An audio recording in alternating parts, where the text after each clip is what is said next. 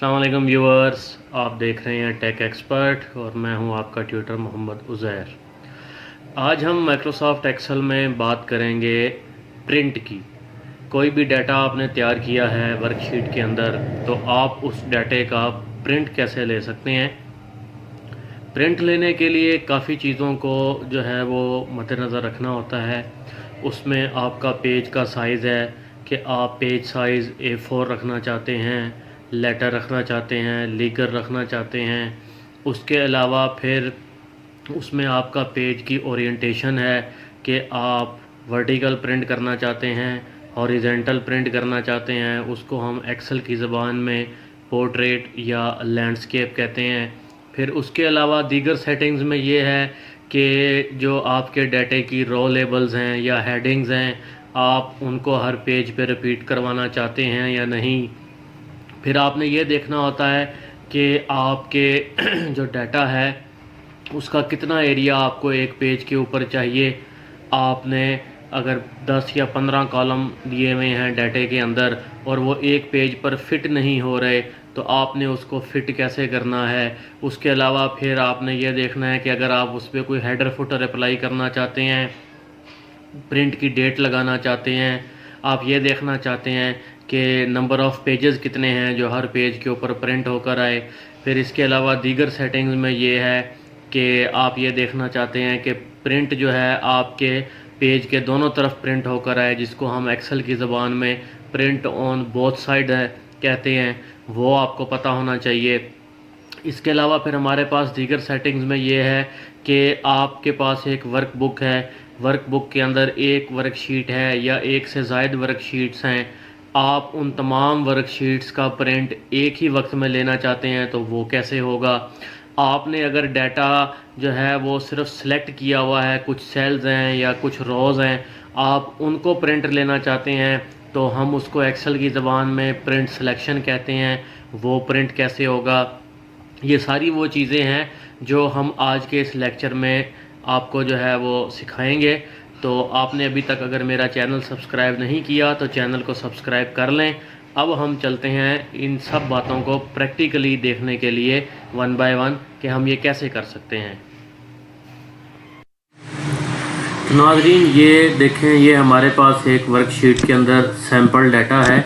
इसको अगर मैं नीचे तक स्क्रॉल करके आपको दिखाऊं तो ये काफ़ी सारी रोज़ हैं। अब हमने इसका प्रिंट लेना है, तो हमें क्या करना होगा। प्रिंट से रिलेटेड जितनी भी सेटिंग्स हैं वो सब आपको मिलेंगी पेज लेआउट के अंदर।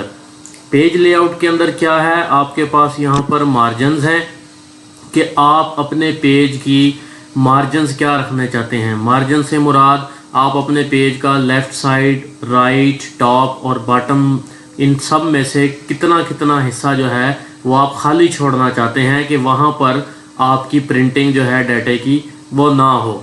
उसके बाद हमारे पास क्या है, उसके बाद हमारे पास है ओरिएंटेशन। ओरिएंटेशन में हमारे पास क्या है, पोर्ट्रेट। पोर्ट्रेट में क्या होगा कि आपका डाटा जो है वो अपना वर्टिकल जिस तरह पेज का रुख होता है उसी तरह प्रिंट होगा। लैंडस्केप में क्या है कि वो हॉरिजेंटल हो जाएगा। इसके बाद आपके पास क्या है, साइज़। यहाँ से आप जो है वो डिफ़ाइन करते हैं कि आपने जो डॉक्यूमेंट प्रिंट करवाना है आप उसका साइज़ क्या देना चाहते हैं। आपके पास जो फिज़िकल पेपर है वो A4 साइज़ का है, वो लेटर साइज़ का है या वो लीगल साइज़ का है। ऐसे नहीं हो सकता कि आपके पास जो है वो एक्चुअल पेपर A4 का हो और आपने यहाँ से डॉक्यूमेंट लेटर किया हुआ हो, तो वो आपकी प्रिंट सेटिंग ठीक नहीं होगी।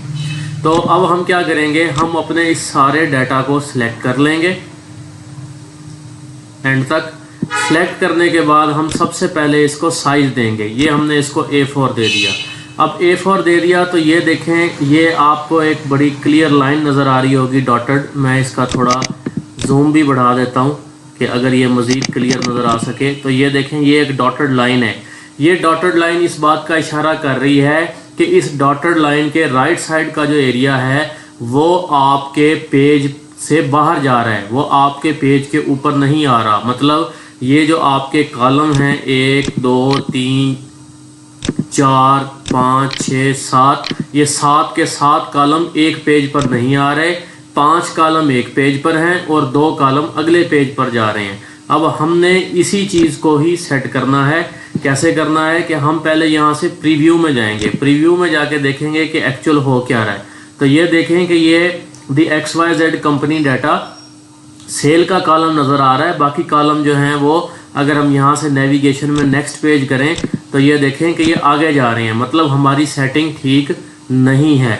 अब हम सेटिंग को ठीक कैसे कर सकते हैं, यहाँ देखें आपके पास यहाँ है स्केलिंग। स्केलिंग में आप क्या करेंगे, आप आके कर देंगे fit all columns on one page. तो ये क्या करेगा, अब आप देखें कि इसने 4 से 2 कर दिया।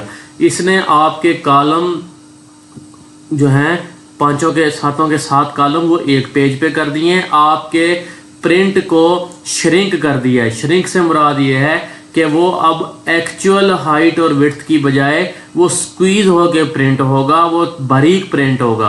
अब आप ये देखें कि यहाँ पे आपके पास टॉप में, बॉटम में, लेफ्ट में काफ़ी स्पेस जो है वो अवेलेबल है। अब आप इसको कैसे यूज़ कर सकते हैं, आप यहाँ से जाएंगे पेज सेटअप में। पेज सेटअप में ये देखें, ये आपके पास पहली विंडो है जो आपको बता रही है कि आपका पेज पोर्ट्रेट है। एडजस्ट टू से मुराद ये है कि अगर आप 100% करेंगे तो वो जो उसका एक्चुअल साइज है डॉक्यूमेंट के अंदर टेक्स्ट का, वो उस साइज में प्रिंट होगा। आप उसको डिक्रीज करेंगे तो वो छोटा होकर प्रिंट होगा। फिट कर देंगे तो वो एक्सेल खुद ये फैसला कर लेगा कि इसने फिट की कौन सी सेटिंग चूज की है। हमने की है fit all columns on one page, तो वो क्या करेगा कि वो कॉलम्स को फिट कर देगा, लेकिन नंबर ऑफ रोज जितनी भी होंगी वो उसको पेजेस पर बढ़ाता चला जाएगा। अब हमने क्या करना है, हमने यहाँ से जाना है मार्जिन के अंदर। मार्जिन में ये देखें हमारे पास टॉप है, बॉटम है, राइट है, लेफ्ट है और 0.3 हेडर के लिए है, 0.3 फुटर के लिए है। हम सबसे पहले इसको करेंगे हॉरिजेंटल, कि ये पेज के हॉरिजेंटली सेंटर में आ जाए। उसके बाद हम क्या करेंगे, हम इसको लेफ्ट से भी मार्जिन को कम कर देंगे, राइट से भी कम कर देंगे और हम टॉप बॉटम से भी कम कर देंगे, ताकि हम पेज का ज़्यादा से ज़्यादा एरिया यूज़ कर सकें। अब हम इसको ओके करेंगे तो अब ये देखें कि ये पेज जो है ये थोड़ा सा बड़ा हो गया। ये अब हमें क्लियरली विजिबल हो रहा है कि यहाँ पे क्या डाटा आ रहा है। अब अगर हम इसको नेक्स्ट पेज करें तो यहाँ पर भी हमारे पास इंफॉर्मेशन रीडेबल स्टेट में है। हम अगर अब इसी स्टेट में इसको प्रिंट करते हैं तो ये प्रिंट हो जाएगा। कुछ बात कर लेते हैं यहाँ मौजूद दीगर सेटिंग्स की। यहाँ पे आ रहा है last custom margin. Custom margin क्यों आ रहा है कि जो उसके प्री डिफाइंड थे नॉर्मल, वाइड और नैरो, मैंने उसको यूज़ नहीं किया। मैं चला गया पेज सेटअप में और मार्जिन में जाके मैंने अपनी मर्जी के मार्जिन दिए, तो वो हो गए कस्टम मार्जिन। यहाँ पर वही साइज आ गया कि मैंने पेज साइज कौन सा सिलेक्ट किया हुआ है। उसके बाद है कोलेटेड। कोलेटेड क्या है कि जब आपके पास डॉक्यूमेंट के 10 पेज हैं या 20 पेज हैं और आप प्रिंट देते हैं, आप ये कहते हैं कि इसके जी 3 सेट बना लें, 10 पेजों के 3 सेट बना लें, तो वो जो 3 सेटों की तरतीब हो वो क्या हो। अगर आप उसको कहते हैं कोलेटेड 1 2 3 1 2 3, तो इसका मतलब है कि पहले वो उन 10 पेजेस को प्रिंट करेगा सीक्वेंस में 1 2 3 4 5 6 7 8 9 10, उसके बाद दोबारा 1 से शुरू करेगा, एक एक सेट को कंप्लीट करेगा। अगर आप कहते हैं अनकोलेटेड तो वो क्या करेगा कि आपने जितनी नंबर ऑफ कॉपीज बताई हैं, 10 पेजेस थे, आपने 3 नंबर ऑफ कॉपीज बताई हैं, तो वो पहले पेज को 3 दफा प्रिंट करेगा, दूसरे पेज को 3 दफा प्रिंट करेगा, तीसरे पेज को 3 दफा प्रिंट करेगा, और जितने भी आपके पेजेस हैं उस शीट में, वो 40 हैं 50 हैं, वो उनको उतनी बार प्रिंट करके अगले पेज पे जाएगा, सेट पूरा नहीं करेगा। फिर जब वो प्रिंट हो जाएंगे तो आपको मैन्युअली उनको डिस्ट्रीब्यूट करना पड़ेगा सेट करने के लिए। तो कोलेटेड जो है वो एक बेहतरीन ऑप्शन है कि जब आप प्रिंट कर रहे हैं 2-3 सेट, नंबर ऑफ कॉपीज आपकी 1 से ज्यादा हैं, तो कोलेटेड को यूज करें। उसके बाद है print one sided, print on both sided और प्रिंट ऑन बोथ साइड्स। अच्छा, अब ये क्या है, आप पेज का दोनों हिस्सा यूज करवाना चाहते हैं। कुछ प्रिंटर्स के अंदर ये ऑप्शन नहीं होता, इसको डुप्लेक्स प्रिंटिंग कहते हैं। वहां पे आपको ये मैनुअल करना पड़ता है कि जब आप इसको print on both sides select करके प्रिंट भेज देते हैं तो वो फिर आपके जो है ऑड नंबर्स प्रिंट करता है, 1 3 5 7 9, और फिर आप उन प्रिंट्स को उठा के अपने प्रिंटर की ट्रे के अंदर उल्टा रख के या जो भी आपके प्रिंटर की सेटिंग है उसके मुताबिक रख के आप दोबारा ग्रीन बटन या जो भी ओके का बटन आपके प्रिंटर पे दिया हुआ प्रेस करते हैं, फिर वो आपके इवन पेजेस जो हैं 2, 4, 6, 8, 10 उनको प्रिंट करता है। लेकिन जो आजकल के लेटेस्ट प्रिंटर्स हैं या जो फोटोकॉपियर्स हैं या नेटवर्क प्रिंटर्स हैं, उनके अंदर डुप्लेक्स का ऑप्शन और ऑटो डुप्लेक्स का ऑप्शन भी मौजूद है कि आपने यहाँ से simply print on both side कर दिया तो अब वो क्या करेगा कि वो खुद ही से पेज के दोनों साइड पे प्रिंट करेगा। पेज का आधा हिस्सा बाहर आएगा, पहली साइड प्रिंट होगी, फिर पेपर रिवर्स हो जाएगा, फिर दूसरी साइड प्रिंट होगी और पेज पूरा बाहर गिर जाएगा। उस दौरान अक्सर लोग ये भी गलती कर लेते हैं कि पेपर पकड़ लेते हैं कि शायद पेपर जो है ये मशीन वापस खींच रही है, पेपर फंस रहा है। वो फंस नहीं रहा, वो उस प्रिंटर की डुप्लेक्स प्रिंटिंग होती है। उसके बाद यहाँ पे आपके पास ऑप्शन है पेजेस का। आपके पास जो वर्कशीट है, जो आपने प्रिंट एरिया सेट किया है, वो आपके पास वर्कशीट है 50 पेजेस की, लेकिन आपने उसमें से प्रिंट करना है पेज नंबर 41 से पेज नंबर 47 तक। तो यहाँ आप पेजेस में मेंशन कर देंगे कि जी पेज नंबर 41 से पेज नंबर 45 तक प्रिंट करो, भले आपने प्रिंट एरिया अपना पूरी शीट का या उन पूरे 50 पेजेस का सेट किया हुआ है। उसके बाद है हमारे पास option print active sheets. Active sheets क्या होती है? जिस शीट के अंदर इस वक्त आप काम कर रहे हैं, जिस शीट के अंदर आपका कर्सर है, वो आपकी एक्टिव शीट होती है। उसका जब आपने प्रिंट एरिया सेट कर लिया हुआ है तो आप प्रिंट एक्टिव शीट करके प्रिंट देंगे तो जितने एरिया का आपने प्रिंट सेटिंग की है वो प्रिंट हो जाएगा। उसके बाद यहाँ देखें प्रिंट इंटायर वर्कबुक है। इंटायर वर्कबुक क्या है ये मैं आपको समझाता हूँ कि ये देखें, ये मेरे पास 3 शीट्स हैं। मैं क्या करता हूँ, मैं इन सब शीट्स का प्रिंट एरिया सेट कर लेता हूँ। ये मैंने सिलेक्शन की, सिलेक्शन के बाद मैंने print area set print area ये कर दिया। इसके बाद मैं शीट 2 में चला गया, वहाँ पे भी मेरे पास डाटा है, मैंने साइज़ को A4 कर किया हुआ है। प्रिंट एरिया मैं यहाँ पे भी सेट कर देता हूँ। अब मैं इसका भी प्रीव्यू देखता हूँ तो देखें इसके प्रीव्यू में भी स्केलिंग नहीं हुई क्योंकि वो पेज जो है वो फिट नहीं हो रहे। मैं कस्टम में जाता हूँ दोबारा, मार्जिन, और मैं मार्जिन पहले की तरह कम करता हूँ। अब मैं ये सेकंड शीट में क्यों कर रहा हूँ कि मैंने पूरी वर्कबुक को ऑल एट वंस प्रिंट करवाना है। ये मैंने कम कर दिया, ये यहाँ पर भी पेज 2 हो गए और ये मार्जिन में से मैंने इसको हॉरिजेंटली भी कर दिया। इसी तरह मैं शीट 3 में चला गया और शीट 3 का भी मैंने print set area size A4 और दोबारा प्रीव्यू में जाकर मैंने पेज सेटअप, मार्जिन्स और मार्जिन्स को कम कर दिया। अब देखें टेक्निकली जो है ना वो मेरी पूरी वर्कबुक प्रिंटिंग के लिए तैयार है। मैं अगर पूरी वर्कबुक का प्रिंट देना चाहूँ तो मैं दे सकता हूँ। अभी मैं आपको इसकी एग्जांपल भी देता हूँ कि हम इसको कैसे कर सकते हैं। ये देखें, अब मैं इस वक्त हूँ शीट नंबर 3 पे। आसानी के लिए मैं हेडिंग्स चेंज कर देता हूँ। मैं यहाँ लिख देता हूँ शीट 1 डाटा, शीट 2 डाटा और शीट 3 डाटा। अब मैं प्रीव्यू में गया, मैं इसको कहता हूँ प्रिंट एक्टिव शीट। ये शीट 3 डाटा आ रहा है और मैं यहाँ से सिलेक्ट कर लेता हूँ माइक्रोसॉफ्ट प्रिंट टू PDF कि मैं इसकी PDF बनाना चाह रहा हूँ। ये मेरे पास एक यूटिलिटी इंस्टॉल्ड है, वैसे विंडोज़ 10 में बाय डिफ़ॉल्ट भी होती है। मैंने इसको प्रिंट किया, वो मुझसे पूछ रहा है जी बताएं मैं इस डॉक्यूमेंट को कहाँ सेव करूँ। मैं उसको कह रहा हूँ कि जी ये आपने डेस्कटॉप पे सेव करनी है शीट 2 डाटा, और मैंने इसको सेव कर दिया। ये देखें ये मुझे मैसेज दे रहा था। अब हम जाके देखते हैं कि ये हमारी शीट 2 जो है ये सेव हुई, ये हमारे सामने पड़ी हुई है। इसको हम ओपन कर लेते हैं। ये थोड़ा वक्त ले रही है ओपन होने में, नाइट्रो PDF वैसे भी थोड़ा वक्त लेता है। अब आप ये देखें कि ये जो मैं जिस शीट में था, शीट 3 में था आई थिंक, हाँ जी शीट 3 में था, तो ये शीट 3 जो है ये उसकी PDF बन गई है। ये थी एक्टिव शीट। अब मैं किसी भी शीट में बैठा हूँ, 2 हो या 3 हो, मैं 2 में हूँ। 2 में मैं प्रीव्यू लेता हूँ, लेकिन मैं यहाँ इसको कहता हूँ एंटायर वर्कबुक। तो अब आप ये देखें कि यहाँ पेजेस 6 हो गए। यहाँ आप जब शीट करेंगे तो पेजेस 2 हो रहे हैं, जब आप एंटायर वर्कबुक करेंगे तो पेजेस 6 हो रहे हैं। और यहाँ आप देखें शीट 1 डाटा है ये मैं इसको नेविगेट कर रहा हूँ तो ये आगे शीट 2 आ गई, फिर नेविगेट किया तो ये आगे शीट 3 आ गई। अब जब मैं इसका प्रिंट दूंगा तो मैं इसको कह दूंगा इंटायर वर्कबुक। अब ये पूरी वर्कबुक प्रिंट हो रही है।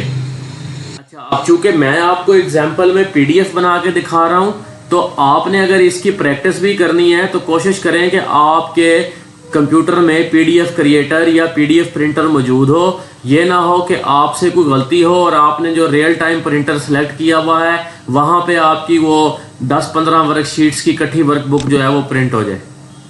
अब हम अपनी इस फाइल को भी खोल लेते हैं जो हमने अभी बनाई है, एंटायर वर्कबुक।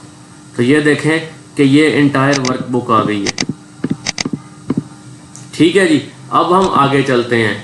आगे ये है कि अब जैसे ये हमारे पास वर्कबुक पीडीएफ में आई है, प्रिंट हो गई है, हमने इसको कोई पेज नंबर लगाने हैं कि बॉटम पे पेज नंबर लिखा हुआ आ जाए। हमने कोई प्रिंट की डेट देनी है। कुछ डॉक्यूमेंट ऐसे होते हैं ऑर्गेनाइजेशंस के अंदर कि जहाँ पे होता है कि नहीं जी प्रिंट की डेट तो लाजमी पता चले ये डॉक्यूमेंट प्रिंट कब हुआ था। तो हम क्या करेंगे, हम ये करेंगे कि हम प्रीव्यू में जाएंगे। इस वक्त मैं इसको दोबारा प्रिंट एक्टिव शीट कर लेता हूँ और यहाँ पे मुझे फुटर्स के अंदर जो है वो मुझे इसका पेज नंबर भी चाहिए और मुझे प्रिंट डेट भी चाहिए। तो मैं पेज सेटअप में जाऊँगा। यहाँ है मेरे पास हेडर एंड फुटर। अब यहाँ देखें कि ये हेडर के अंदर कुछ बिल्ट इन चीज़ें भी आ रही हैं, पेज 1 ऑफ शीट 2। जो आप शीट का नेम वहाँ रखेंगे वो यहाँ पे रिफ्लेक्ट होगा। फिर ये कुछ और सेटिंग्स आ रही हैं, बुक 2 आ रही है, उसके अलावा कुछ पाथ्स आ रहे हैं कि ये इस वक्त फाइल पड़ी कहाँ पे हुई है। ठीक है जी, मैं इसको क्या कहता हूँ, मैं कहता हूँ मुझे हेडर में कुछ नहीं चाहिए, मुझे जो है वो फुटर में चाहिए पेज 1 ऑफ। ठीक है, उसने बाय डिफ़ॉल्ट इसको सेंटर में कर दिया है, मुझे सेंटर में ये नहीं चाहिए। मैं कस्टम फुटर में जाऊँगा, यहाँ से इसको सिलेक्ट करके कंट्रोल X से मैं इसको कट करूँगा और राइट सेक्शन में कंट्रोल V से मैं इसको पेस्ट कर दूँगा। ठीक है जी, मैं इसका यहाँ पे फॉन्ट साइज भी बढ़ा सकता हूँ। मैं इसको सिलेक्ट करूँगा, A पे क्लिक करूँगा, मैं इसको फॉन्ट भी दे देता हूँ 12 का, मैं इसको बोल्ड भी कर देता हूँ और मैं इसका फॉन्ट स्टाइल भी चेंज कर देता हूँ। ठीक हो गया। अब उसके बाद मैं ये इस लेफ्ट सेक्शन में, अब ये मेरे फुटर के 3 सेक्शन है, लेफ्ट, सेंटर और राइट। अब मैं लेफ्ट सेक्शन में जो है प्रिंट करवाना चाहता हूँ कि भाई ये किस डेट को और किस टाइम को प्रिंट हुई। मैं खुद से भी कस्टम इसमें लिख सकता हूँ कि जी प्रिंटेड ऑन, और उसके बाद मैं यहाँ पे आऊँगा तो ये है मेरी डेट, ये इस 7 जहाँ पे मैंने क्लिक किया ये लिखा हुआ आ रहा है इंसर्ट डेट। ठीक है, प्रिंटेड ऑन डेट एट, और उसके बाद मैं ये टाइम पे क्लिक कर दूंगा। ये मैं अपनी मर्जी से आपको बता रहा हूँ कि मैं इस फॉर्मेट में चाहता हूँ कि जी प्रिंटेड ऑन हो, फिर डेट आए और एट लिखा हुआ हो, फिर टाइम आए। अदरवाइज आप सिर्फ डेट टाइम देना चाहते हैं, आप सिंपली यहाँ आके डेट पे क्लिक करें, एक स्पेस दें और टाइम पे क्लिक कर दें, वो भी इनफ है, वो आपका डेट एंड टाइम आ जाएगा। आप इसको भी सिलेक्ट करके इसको थोड़ा बोल्ड कर दें, फॉन्ट साइज इसका बढ़ा दें, ओके करें, यहाँ से ओके करें और ओके करें। ये देखें ये नीचे ये आपका आ गया पेज 1 ऑफ 2 और ये 5/10/2020 5:11। ठीक है, ये एक तरीका हो गया, मैंने आपको बता दिया कि फुटर के अंदर जो है वो आपने पेज नंबर ऑफ पेजेस और प्रिंट डेट टाइम कैसे अप्लाई करनी है। सेंटर का सेक्शन हमारे पास खाली था, हम वहाँ पे लिख देते हैं मिसाल के तौर पे कि जी प्रीपेड बाय टेक एक्सपर्ट। ठीक है जी, ओके, टेक एक्सपर्ट मेरे चैनल का नाम है, ये भी यहाँ पे प्रिंट होता रहेगा। अब अगली चीज़, अगर आप पेज 1 पे जाएं तो देखें कि ये जो रो लेबल्स हैं, serial number, year, product, purchase, sale, profit percent, ये नेक्स्ट पेज पे नहीं आ रही, सिर्फ पहले पेज पे प्रिंट हो रही है। अब अगर आपके पास ये डाटा लंबा चौड़ा होता, 40, 50, 100 पेज होते, तो नीचे जो है अगर कोई बंदा चेकिंग कर रहा होता तो उसको पता ही नहीं चलता कि मैं ये किस कॉलम में हूँ।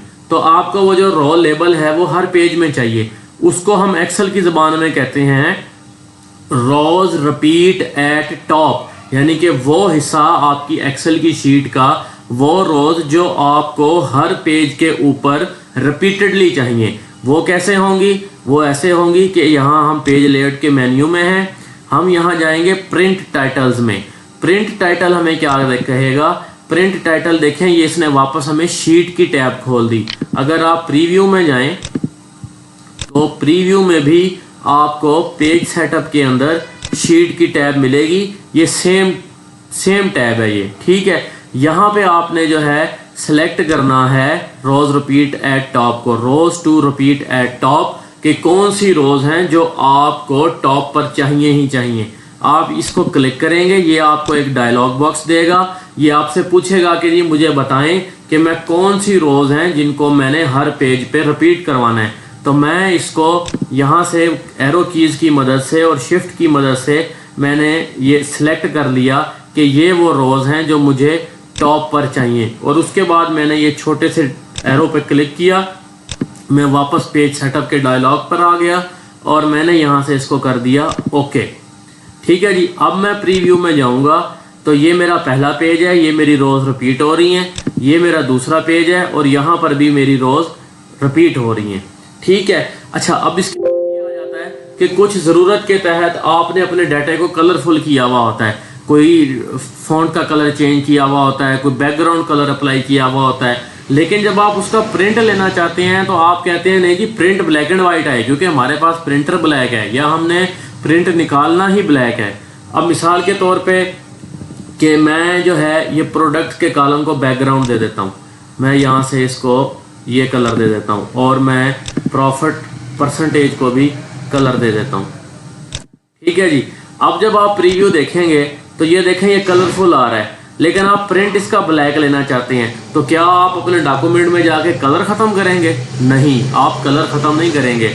आप पेज सेटअप में जाएंगे, वहाँ पे आपके पास ये शीट के अंदर ऑप्शन है ब्लैक एंड वाइट, ठीक है। आप जब ब्लैक एंड वाइट पे क्लिक करके ओके करेंगे तो ये देखें कि उसने आपके पेज को ब्लैक एंड वाइट कर दिया। वो जो रॉ लेबल्स में सयान या स्काई ब्लू कलर आ रहा था वो भी गायब हो गया है। अब इसका मकसद ये नहीं हुआ कि पीछे से बैकग्राउंड कलर जो है आपकी शीट में गायब हो गए हैं, शीट में वो देखें एज इट इज हैं, लेकिन प्रीव्यू के अंदर आपने उसको टिक कर दिया कि जी मुझे प्रिंट ब्लैक एंड वाइट चाहिए, तो वो ब्लैक एंड वाइट ही है।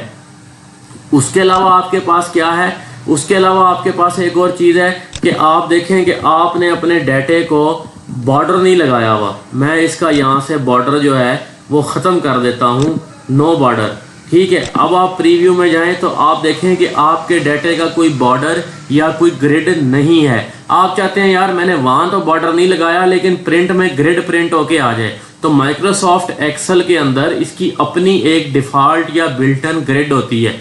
आपने पेज सेटअप पे क्लिक करना है, शीट में जाना है, शीट में जाके आपने ये ग्रिड लाइंस को क्लिक करके ओके कर देना है। तो अब ये देखें कि उसने खुद से एक ग्रिड लाइन जो है वो दे दी हुई है। अगर हम इसका प्रिंट ले लेते हैं, ये शीट 2 है, हम इसको सेव करवा लेते हैं sheet 2 data,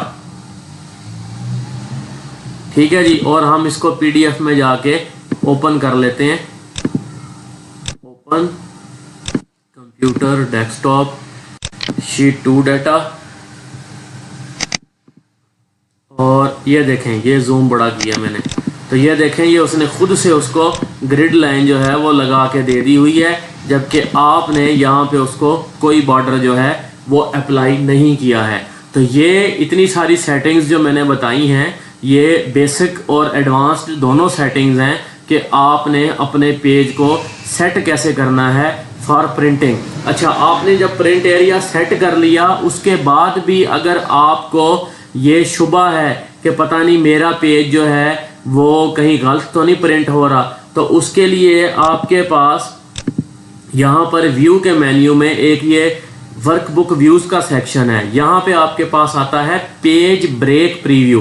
page break preview क्या करता है, ये आपको बताता है कि आपका पहला पेज या आपके डॉक्यूमेंट का पेज कहाँ से शुरू हो रहा है, कहाँ तक जा रहा है, इस पे क्या प्रिंट हो रहा है, कितना हिस्सा इस पेज से बाहर जा रहा है। मैं अगर इस पे पेज ब्रेक प्रीव्यू देखूं तो ये देखें इसने इसकी शक्ल जो है वो तब्दील कर दी है, एक ब्लू जो है वो थिक बॉर्डर आ गया है, और उसके साथ जो है अगर मैं इसका जूम बड़ा करूं तो ये दरमियान में एक डॉटेड लाइन भी आ गई है। अब ये क्या है, ये जो ब्लू थिक लाइन है ये ओवरऑल मेरा प्रिंट एरिया है जो सेट हुआ है, और वो जो ब्लू डॉटेड लाइन मुझे दरमियान में नज़र आ रही है वो क्या है, वो मुझे ये बता रही है कि भाईजान आपका पहला पेज नंबर 50 तक पूरा हो गया। अब 51 से आपका पेज नंबर 2 शुरू हो रहा है। अब हमें कैसे पता चलता कि हमारा पेज जो है वो सारे कॉलम एक पेज पर हैं, कोई कॉलम बाहर नहीं गया? तो अगर मैं इसके अंदर यहाँ 2 कॉलमों का या 3 कॉलमों का इजाफा करूं, बल्कि मैंने एक का इजाफा किया, तो ये देखें एक डॉटेड लाइन इधर भी आ गई है। अब एक वर्टिकल है, एक हॉरिजेंटल है। तो ये जो जी और एच के दरमियान डॉटेड लाइन है, ये मुझे बता रही है कि जी आपका सेल तक का कॉलम जो है वो एक पेज पर है। उसके बाद जो है बाकी 2 कॉलम आपके अगले पेजेस पे चले गए हैं, जो पेज 3 और 4 बनते हैं। तो अब आप अगर पेज 3 और 4 ख़त्म करना चाहते हैं लेकिन ये कॉलम भी रखना चाहते हैं, तो जो सेटिंग मैंने बताई थी कि या तो आप वहाँ से जाके उसको जो है वो कर देंगे, मार्जिन्स को कम कर देंगे, या fit all columns on 1 page कर देंगे, या आप सिंपली इसको यहाँ से यूँ ड्रैग करेंगे तो ये सारे कॉलम्स एक पेज पे कर देगा। ये इसका पेज ब्रेक प्रीव्यू का एक ऑप्शन है। ठीक हो गया। इसी तरह अगर आप कहते हैं कि नहीं जी ये जो नीचे आ रहा है ना पेज, ये भी जो है ख़त्म करो, इसको भी जो है एक ही पेज पे पूरा करो, तो आप इसको यहाँ से नीचे ड्रैग कर देंगे। अब आपकी ये शीट एक पेज पर आ गई और ये श्रिंक हो चुकी है। ठीक है। अगर आप इसका प्रीव्यू देखें तो ये बारीक हो गई है क्योंकि उसने उसको एक पेज पे फिट किया है। ठीक है जी। मैं इसको कंट्रोल Z से वापस करता हूँ, जो कॉलम मैंने इंसर्ट किया था वो भी ख़त्म करता हूँ। एक चीज़ और पेज लेआउट के अंदर, ब्रेक्स क्या हैं? ब्रेक्स ये हैं कि आप अपने पेज को, प्रिंट को कहीं पे रोकना चाहते हैं कि जी बस डाटे का इतना हिस्सा इस पेज पे आए, बाकी हिस्सा अगले पेज पे चला जाए। ठीक है। मिसाल के तौर पे मैं कहता हूँ कि जी ये सीरियल नंबर 20 तक एक पेज हो, 21वें से अगला पेज शुरू हो जाए, तो मैं ब्रेक्स में जाके इंसर्ट पेज ब्रेक कर दूंगा। तो ये देखें इसने एक ये थिक ब्लू लाइन ड्रॉ कर दी है, जो इस बात को बता रही है कि आपका यहाँ से दूसरा पेज शुरू हो रहा है। अब अगर हम स्क्रॉल करें तो ये देखें लिखा हुआ आ रहा है पेज 2, और उसके बाद जो है अगर मैं तीसरा पेज भी खुद शो करवाना चाहता हूँ, मुझे डाटा जो है वो उसकी तरह नहीं चाहिए, अपनी मर्जी से चाहिए, तो मैं यहाँ से जाके ब्रेक्स में दोबारा से एक इंसर्ट पेज ब्रेक कर दूंगा। अब मैं प्रीव्यू देखूं तो मैंने हाफ पेज पे प्रिंटिंग ली हुई है। क्यों? क्योंकि मैंने खुद उसको चॉइस दी है कि नहीं भी बस इतने सीरियल नंबर के बाद अगला पेज शुरू कर दो। अब इस सब को ख़त्म कैसे करना है? कंट्रोल A, ब्रेक्स में जाके और रीसेट ऑल पेज ब्रेक्स। तो वो जो पेज ब्रेक आपने मैनुअल लगाए थे वो ख़त्म हो गए, और जो एक्सेल ने प्रिंट एरिया सेट करने के दौरान खुद से सेट किए थे वो वहीं के वहीं रह गए। तो आप इस पूरे प्रिंट की और पेज लेआउट में मौजूद ऑप्शंस की प्रैक्टिस करें, आप अपना डॉक्यूमेंट्स को तैयार करें, उसमें ये सारी चीज़ों को आप सेटिंग्स को अप्लाई करें, ताकि जब भी कभी आपने डॉक्यूमेंट का और अपनी शीट्स का प्रिंट लेना हो तो आपको किसी किस्म का मुश्किल का सामना ना हो। देखते रहिए टेक एक्सपर्ट, सब्सक्राइब कीजिए। इंशाल्लाह अब आपसे मुलाकात होगी अगली वीडियो में। तब तक के लिए अल्लाह हाफिज़।